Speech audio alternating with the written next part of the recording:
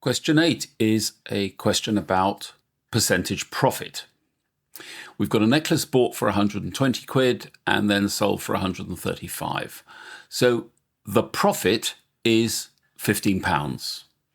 But what's the percentage profit? Well, the percentage profit will be the 15 quid divided by the original price. That'll be the proportion of profit she makes on the original purchase. The percentage profit is equal to 15 over the original price of 120. And to get that into a percentage, we have to multiply by 100. And just because this is a calculator paper, we don't have to lose the ability to do cancelling and simple maths. And a 2 will cancel out between the 10 and the 12, leaving 5 up here and 6 down here.